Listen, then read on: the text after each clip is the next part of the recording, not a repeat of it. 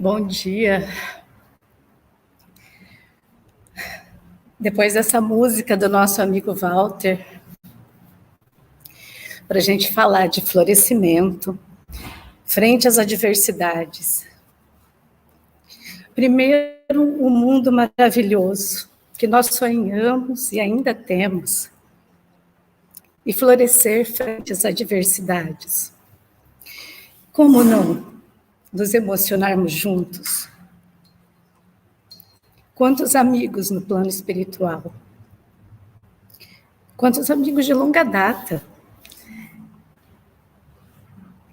As adversidades coletivas que passamos juntos agora nos trouxeram uma consciência diferente.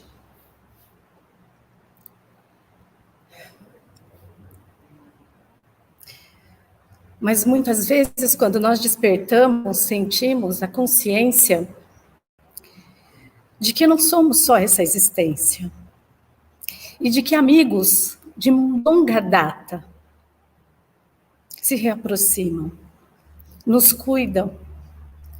Às vezes perdemos, porque ainda é o termo que usamos, humanos que somos, nossos pais, familiares, amigos, queridos, e não nos damos conta de quantos pais, amigos, queridos, conosco convivem na forma de irmãos, de companheiros de trabalho. Quantos retornam para trabalhar ao nosso lado, no invisível? Temos aqui ao fundo André Luiz, o homenageado deste encontro. E é muito emocionante sentir a proximidade dessas equipes espirituais que conosco se reúnem. Nós somos apenas canais. Então, quando nós conversarmos hoje, nessa manhã, falando de adversidades e de florescimento, que possamos também lembrar que não de uma forma hipócrita, porque talvez soframos mais ou menos. Os psicólogos são treinados, acostumados, os trabalhadores da saúde, na espiritualidade, nos centros, nas igrejas, a lidar com o sofrimento de todas as formas, e a gente não mensura o tamanho da dor do outro, e às vezes nem da nossa. Então é um pouquinho sobre isso que nós iremos conversar. O movimento em defesa da vida, no núcleo assistencial Ramatiz, fica num bairro dessa nossa cidade, onde fica o presídio, famílias que sofrem. E a nossa conversa é um pouquinho sobre isso também. Para falar de adversidades e de florescimento, vamos começar definindo alguns termos. Da forma simples, que qualquer um de nós pode encontrar facilmente no Google. A adversidade é aquilo que é adverso, desfavorável, uma infelicidade, infortúnio, uma sorte adversa, um revés. As reviravoltas da vida, que porventura trazem possibilidades. E às vezes a gente enxerga a adversidade só enquanto reviravolta. E nós não enxergamos o que vem junto nas possibilidades. Diante das possibilidades, nas adversidades, nós crescemos, mudamos, nós nos movimentamos. E pegando o gancho da música, como uma onda no mar. Nada do que foi será de novo, do jeito que já foi um dia. A gente não precisa ficar, talvez, rotulado, eu não gosto de rótulos, no estigma de novo normal. Porque talvez nós precisemos prestar mais atenção nas palavras. E já se é dito que a palavra tem poder. E o que precede a palavra, senão um pensamento?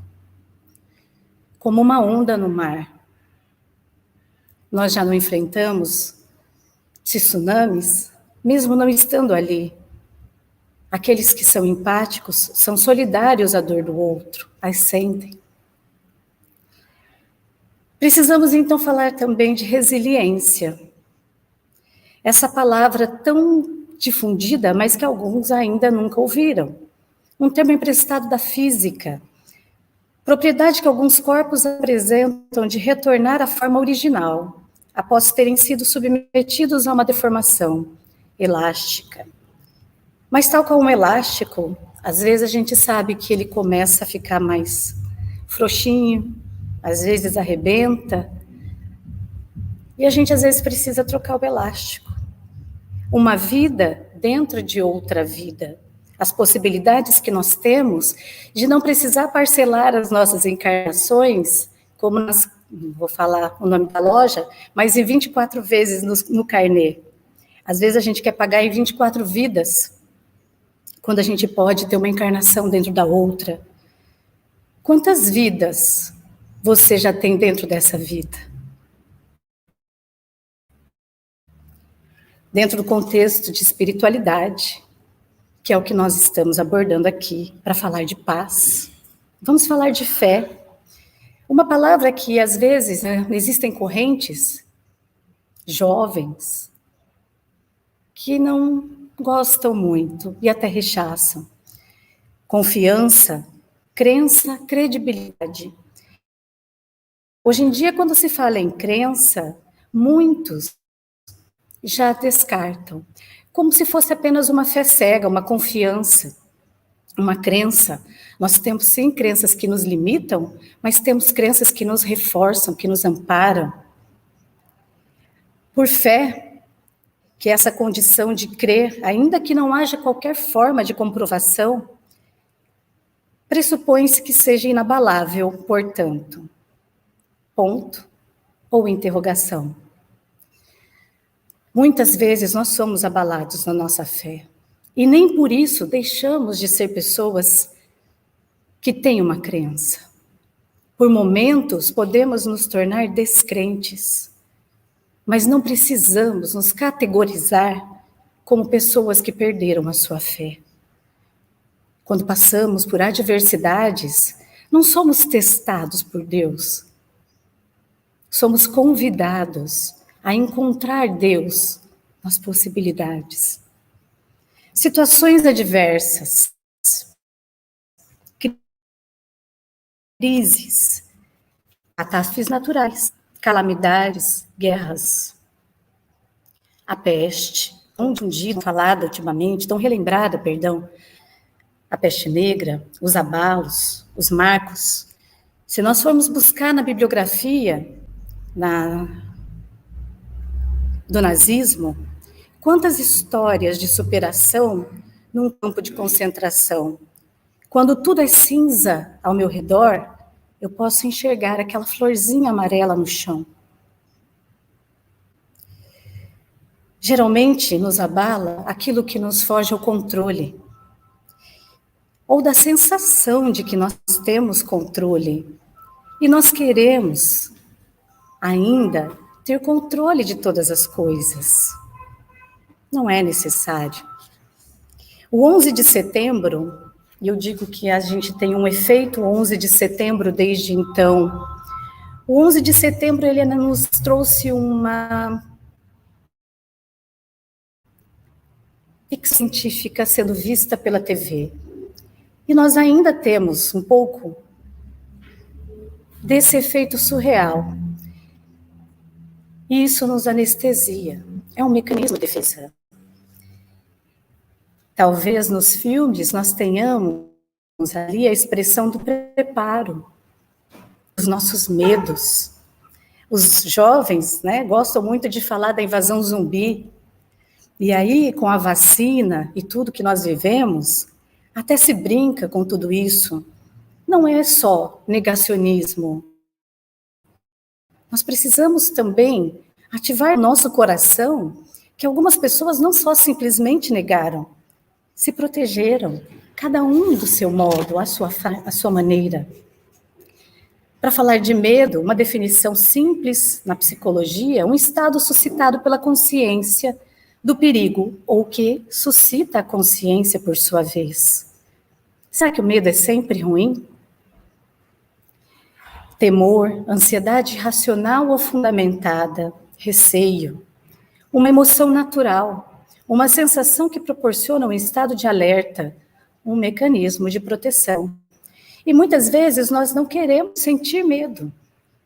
Nós desprezamos, nós nos questionamos, nós nos colocamos em xeque porque ainda sentimos. Quanto do nosso medo, talvez, nos preservou nesse estado de alerta?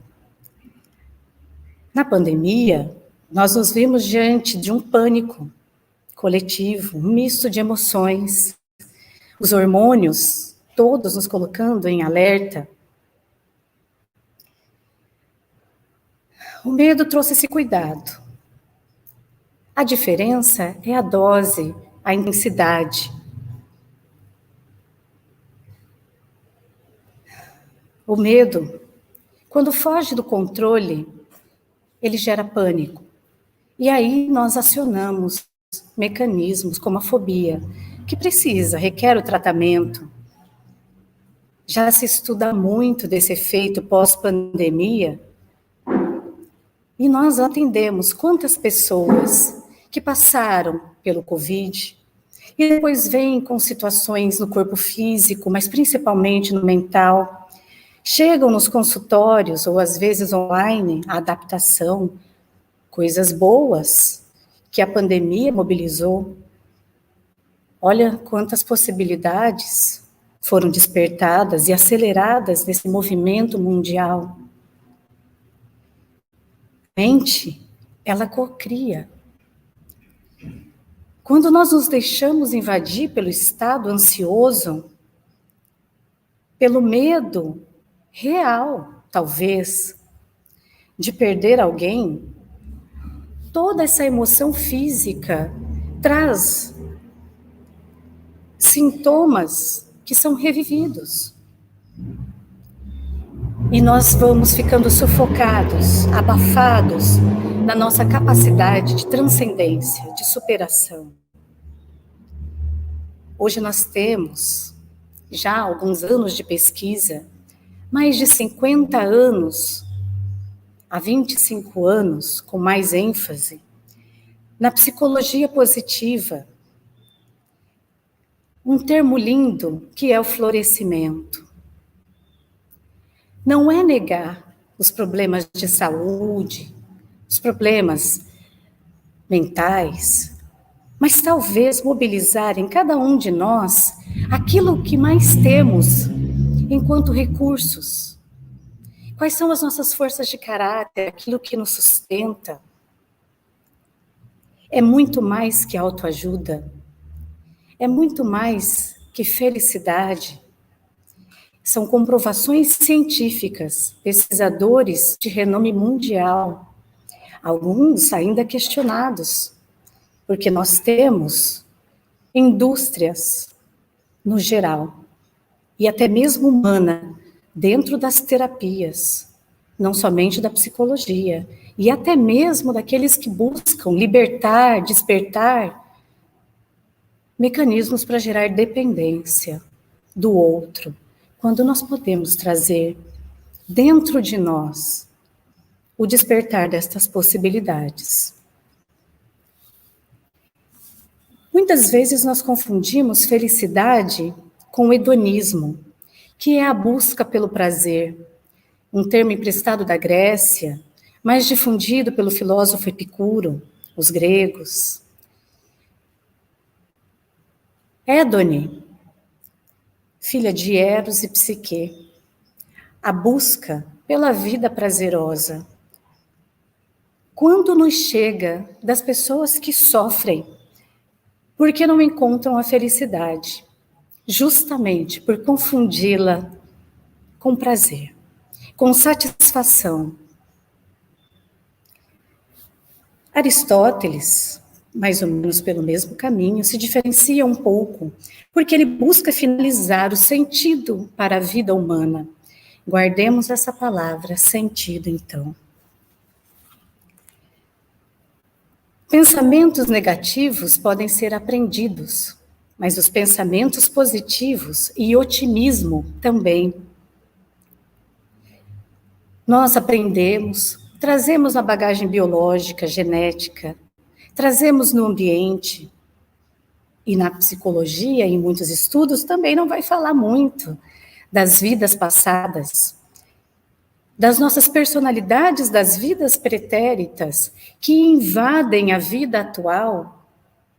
Os médiuns temem muito o animismo, mas quanto nós, às vezes, precisamos trabalhar aquilo que a nossa própria alma vem manifestando. Não precisamos entrar em processos de regressão, mas podemos, sim, aprender a trabalhar com os processos regressivos quando eles se nos apresentam. E aí, o convite para que os psicólogos comecem a estudar. Hoje ainda lia, ontem, no Instagram, uma página muito interessante que trabalha de uma abordagem psicanalítica, mas ali falando do luto e de quanto nós buscamos a crença na vida que se perpetua, seja para esperar um despertar, seja na reencarnação, como negação do luto, como um mecanismo apenas. Fã da psicanálise que já fui, um dia entendi este pensamento, hoje não mais. E nós não precisamos mais despertar somente pela dor. Nós podemos ainda mais, e cada dia mais, despertar pelo amor. Temos muitos de nós despertos já. Temos muito de nós que já sentem diferente, só não sabem ainda onde encontrar o recurso, aonde buscar o sentido. A psicologia positiva, ali na década de 90, hoje conhecida mais pelo autor Martin Seligman, um pesquisador que foi presidente da Associação Americana de Psicologia, que teve investimentos de milhões para testar placebos, para testar a psicologia de forma aplicada, para estudar junto a psiquiatras, neurologistas, e isso ressalto, embasamento teórico, científico, não autoajuda, não que a autoajuda seja ruim, mas nós temos autores que podem nos trazer toda uma gama de possibilidades. Qual é a nossa felicidade, entre aspas, e a felicidade? Ele começou com o livro Felicidade Autêntica. E depois ele começou a teoria do bem-estar. Por que dessa evolução? Felicidade, ele começou a perceber que pressupunha aquela carinha do smile, do sorriso, né? O emoji que a gente fala, sorrindo. E ele não gostou muito disso, porque ainda remetia somente a uma satisfação na vida. E ele evoluiu a teoria para o bem-estar. Felicidade, às vezes, subentende para a gente boa disposição, bom humor, alegria. Mas pessoas introspectivas, quietas, muitas vezes sisudos, como uma aula que tive com um desses mestres, ele dizia, aprendi muito, eu sendo mal-humorado e ranzinza, aplicando com a minha esposa, porque eu também não sabia conversar. E eu aprendi a conversar, aprendi a praticar o diálogo. O bem-estar se mensura, ou seja, testes que podem medir a emoção positiva, o engajamento, sentido e propósito, relacionamentos positivos e realização. Olha quantos componentes para que a gente consiga alçar a felicidade e encontrar esse bem-estar. Nós temos, muitas vezes, dificuldade de lidar com as emoções negativas. Emoções negativas não são necessariamente ruins, como a gente coloca muitas vezes o medo. Emoções positivas e negativas, compõem o que nós somos. Não significa bom ou ruim. E negativos e positivos para que nós possamos compreender aquilo que nós sentimos. Nós temos muitas vezes um desamparo que é aprendido. Nós adotamos estilos explicativos para a nossa vida. E nós podemos encontrar ferramentas, que nós falaremos daqui a pouco, para despertar o otimismo e lidar, muitas vezes, com o pessimismo que vem do nosso sistema familiar. Bert Hellinger, que trouxe à luz a constelação familiar, e depois tantas outras pesquisas que foram feitas, incrementadas, a força de tudo isso que vem da transgeracionalidade da nossa família, dos nossos ancestrais. Vou citar alguns autores, como Martin Seligman, que vai trazer o livro Felicidade Autêntica, Florescer. Mihaly Csikszentmihalyi escreveu o livro Flow. Flow, que nós vamos fazer esse paralelo com o que os gurus falam, os mestres, a meditação, encontrar uma atividade onde nós estejamos imersos e ali encontremos aquilo que nos desliga, como Walter provavelmente quando toca, quando canta, quando nos encanta. O que é que você faz hoje que te envolve? É um artesanato, uma cerâmica, cuidar das suas plantas, escrever, ler. O que te tira do ambiente de trabalho não é navegar nas redes sociais. Aí, Daniel Goleman, que escreveu Inteligência Emocional há alguns anos já, vai falar sobre o foco. Um livro para trazer aquilo que nós temos feito hoje, procrastinando muitas vezes a nossa evolução e chamando de trabalho. O perigo das redes sociais, que nos envolve e abraça. Sonja Lyubomirsky, esse nome é mais difícil também, Sonja Lyubomirsky, os mitos da felicidade, pesquisadora, para falar sobre cada aspecto da nossa vida onde nós confundimos felicidade. E aí nós temos até, que me lembrei agora, Padre Marcelo Rossi, falando sobre as formas de amor. Ágape. Atenção plena, falando sobre o mindfulness. E vamos para Carl Jung, desde 1964. O Homem e Seus Símbolos, que Divaldo traz os ensinamentos de Joana de Ângeles. Quantas possibilidades! Posso depois colocar nos comentários os nomes dos autores, mas é muito fácil pesquisar na internet. Florescer. Basicamente, como aumentar a emoção positiva e superar a si mesmo. E aí é onde todos perguntam, como fazer isso? Identificar, refletir e compreender melhor seus próprios comportamentos. Mudar hábitos e conquistar bem-estar e felicidade em todas as esferas da vida. Parece um sonho, não é?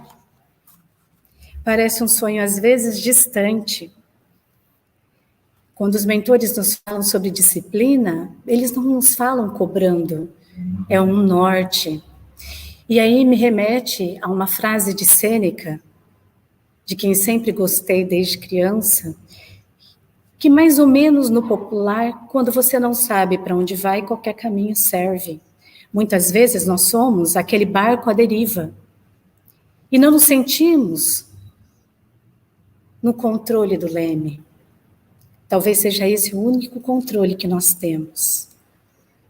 Mahatma Gandhi traz uma frase: não existe um caminho para a felicidade é o caminho. Um pouquinho contestada dentro do livro Florescer, pelo Martin Seligman, mas aí, através dos mestres e dos gurus, que vão nos ensinar e que nós podemos aprender a achar esse caminho. Eu gosto muito de dizer aos meus pacientes que a felicidade é como uma viagem. Se nós só formos curtir a praia quando lá chegarmos, talvez nós percamos todo o trajeto. A viagem, ela começa na preparação, mesmo que a gente saia na espontaneidade. Pode furar um pneu, pode chover, inclusive chover todos os dias que você estiver nos seus únicos 5 dias de férias em um ano. E a gente não pode perder isso de vista. A viagem, ela começa na trajetória, na preparação, em percorrer esse caminho.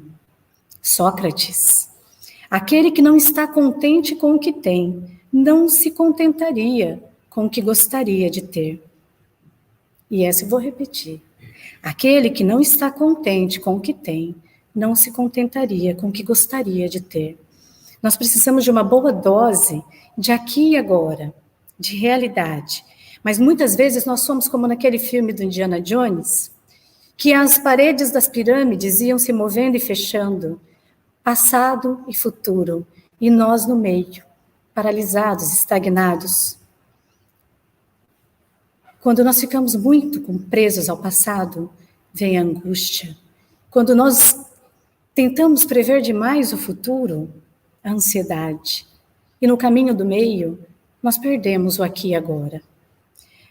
As palavras que mais são trabalhadas hoje, num curso de psicologia positiva, nas pós-graduações, mestrado, doutorado, dentro das universidades, tão amplamente ditas pelos nossos mentores, especialmente pelos da casa, daqueles que trabalham a espiritualidade, o poder do perdão. Helder Camei, brasileiro, tem vários vídeos, vai falar sobre o poder do perdão. Gratidão.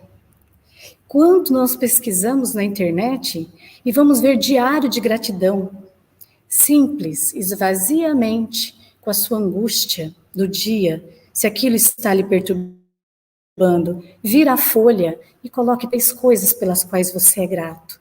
Um exercício simples. Aprender a identificar e a lidar com as emoções negativas.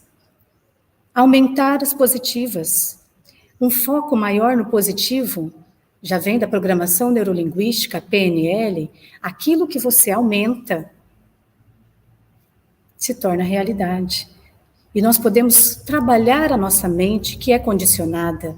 E como Yogananda nos fala, e tantos mestres, nós somos identificados ainda com o nosso corpo, com a nossa mente, esquecemos de alçar esse nosso eu superior, como se nosso eu pairasse sobre nós. Sermos movidos pelo futuro e não mais conduzidos somente pelo passado. Nós precisamos deixar de ser vítima. Culpa é diferente de responsabilidade. Nós precisamos nos responsabilizar pelas nossas ações e assim não seremos mais vítimas das circunstâncias. Não apenas no vitimismo, como é colocado às vezes de forma tão cruel. Hoje é muito falado dos relacionamentos tóxicos. E às vezes as pessoas que começam a falar do outro ser tóxico são as pessoas que não têm, muitas vezes, empatia e não conseguem observar a toxicidade em si. Quando nós deixamos de nos aprisionar na culpa, nós podemos nos responsabilizar. E aí não precisamos mais culpar o outro. Porque sempre temos ligações que nós atraímos e mantemos. Enfrentamento é a palavra para nesse nosso próximo ano, para o pós-pandemia, para os nossos jovens, nossos filhos, para nós mesmos. Dificuldade de voltar para o trabalho, dificuldade de voltar para a escola, dificuldades que muitos jovens já tinham de socialização e relacionamento, e que agora temem caminhar como já dizia minha mãe, sem as muletas. E ela dizia: filha, abandona as muletas e caminha com as suas próprias pernas. Muitas vezes nós precisamos fortalecer a nossa musculatura para prosseguir. A nossa felicidade será naturalmente proporcional à felicidade que fizermos ao outro. André Luiz, através de Chico Xavier. Pois é dando que se recebe. Oração de São Francisco. Um dos lemas que eu trabalho no consultório. E como eu gosto de dizer, nem sempre nós precisamos fazer terapia ou ficar muito tempo no procedimento psicoterapêutico, pois é dando que se recebe. Muitos têm uma significativa melhora quando começam a dar de si, seja fazendo um reiki numa planta, seja fazendo uma oração para alguém que precisa, mobilizando esse ciclo de energia do amor, porque às vezes o que nós temos é energia estagnada. Assim permanecem estes três: a fé, a esperança e o amor, também dito caridade. O maior deles, porém, é o amor, a caridade. 1 Coríntios 13, 13. Tantas vezes usado nos casamentos, e aí durante o decorrer da jornada dos relacionamentos, nós esquecemos daquilo mesmo que nós nos propusemos a fazer. Chico, através de Emmanuel, quantas vezes Emmanuel dizia a Chico para que ele saísse da dor dele e fosse até a comunidade, nos dias em que ele mesmo, Chico, se sentia entristecido, humano. Nós somos facilmente capazes de apedrejar novamente Jesus. Sentido e propósito. Esse amor e caridade, dito lá atrás, por Paulo de Tarso, na carta aos Coríntios. Engajamento, realização, relacionamentos, e nós teremos as emoções positivas. Guru, como eu vi numa live, num estudo aqui do Adão, que vocês podem encontrar no link aqui da página do Núcleo Assistencial Ramatiz, é alguém que tem a capacidade de nos conduzir das trevas para a luz. Jung, frase célebre: quem olha para fora sonha, quem olha para dentro desperta. Ramatiz, a saudação ao Deus que se encontra dentro de cada ser. Quase um mantra. Swami Ramatiz. Om Namastê. O Deus que habita em mim, sauda o Deus que habita em você. E às vezes o que nós precisamos é encontrar Deus em nós. Nós tememos a nossa luz, mas a gente acha que teme somente as sombras. Quantos são os que nos chegam no caminho com medo das sombras? Nós precisamos, às vezes, somente achar que aquele farol iluminado fará sombra. Mas nós não precisamos abraçar a sombra. Precisamos somente nos conectar que ela ali existe. Uma frase de Yogananda para nós começarmos a encerrar. A verdadeira felicidade vem somente quando a sua vontade, guiada pelo discernimento da alma, escolhe o bem ao invés do mal. A qualquer momento, em qualquer lugar, porque na verdade você quer fazer o bem, então você será realmente livre. Quando nós podemos transformar as nossas adversidades em superação, nós podemos florescer. Quando nós podemos nos conectar com a beleza dentro de nós, luz e sombras, nós podemos florescer. Quando nós podemos ter a certeza de que nós temos escolha, nós podemos florescer. E assim, realmente, despertar nessa vida para quem somos, nessa jornada evolutiva. Com a bênção dos mestres, que nos iluminam, não somente neste momento, mas nos guiam em todo o preparo nessa jornada. Profundamente agradecidos, nessa gratidão que vem da alma, eu deixo aqui, não o meu recado, mas o recado dessa espiritualidade que nos conecta a essa equipe de nosso lar, do Hospital Esperança, dessa colônia de luz, de flores, da cruz e da espada, que nós possamos enfrentar todas as adversidades, acolhendo os nossos medos, as nossas dores, e no decorrer deste dia, navegar no encontro com a nossa paz interior. Muito obrigada.